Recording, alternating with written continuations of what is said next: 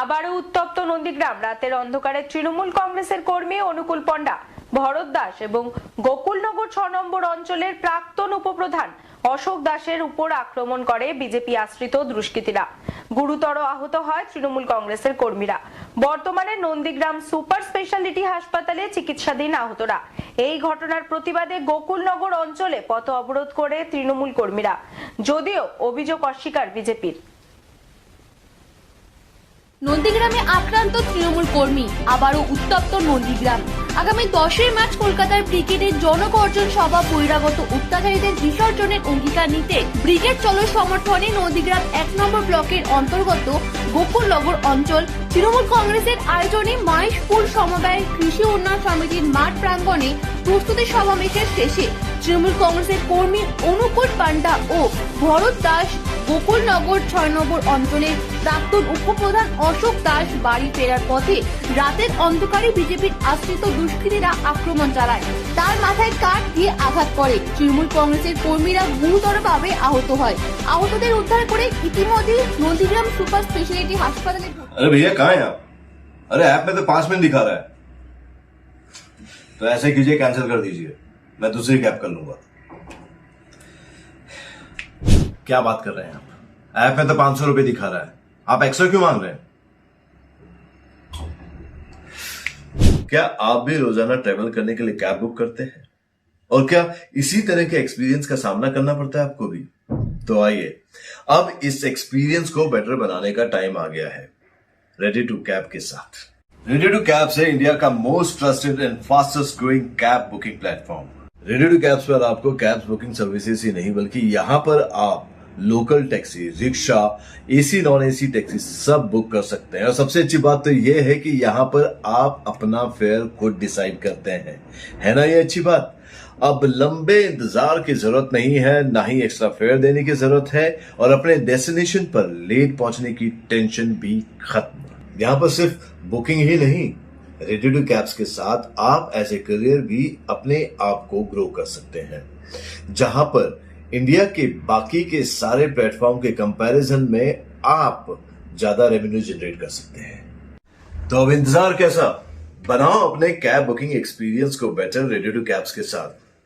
आप इस ऐप को डाउनलोड कर सकते हैं प्ले स्टोर से या फिर ऐप स्टोर से, या फिर स्क्रीन पर नीचे दिए गए नंबर पर कॉन्टैक्ट कीजिए। मिलते हैं। হাসপাতালে ভর্তি করানো হয়েছে। তাই প্রতিবাদে গোকুলনগর অঞ্চলে মাহেশপুরে চলল পথ অবরোধ। দোষীরা যতক্ষণ না গ্রেপ্তার হচ্ছে পথ অবরোধ চলবে।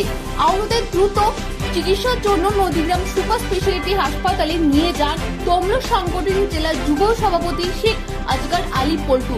তবে বিজেপি এই অভিযোগ অস্বীকার করেছে। গোটা ঘটনায় স্থানীয় এলাকায় যথেষ্ট চাঞ্চল্য ছড়িয়েছে। আমাদের আজকে জনগর্জন সভার প্রস্তুতি সভা ছিল আমাদের গোকুলনগর অঞ্চলে মহেশপুরে।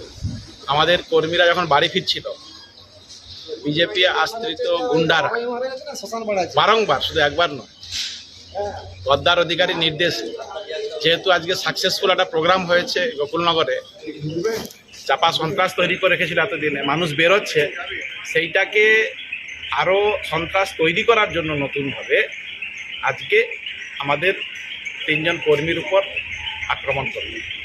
অশোক দাস, ভরত দাস, অনুকূল পণ্ডা, এই 3 জন এখন চিকিৎসাধীন। একজনকে নন্দীগ্রাম সুপার স্পেশালিটি হাসপাতালে ভর্তি করা হয়েছে, একজনকে রেফার করে দেওয়া হচ্ছে ডিস্ট্রিক্ট হাসপাতালে।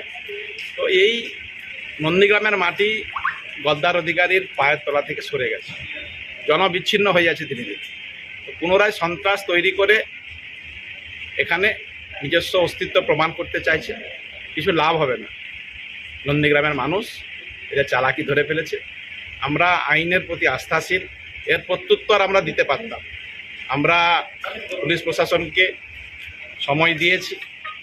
আমরা এখানে পথ অবরোধ করেছিলাম গোকুলনগরে, মহেশপুরে। যদি পুলিশ প্রশাসন যাদের নামে এফআইআর হয়েছে যদি অ্যারেস্ট না করে, আমরা বৃহত্তর আন্দোলনে শুধু নয়, আমরা ধরে নিয়ে এসে থানায় দিয়ে দেবো তাদের, যদি পুলিশ প্রশাসন খুঁজে না পায়।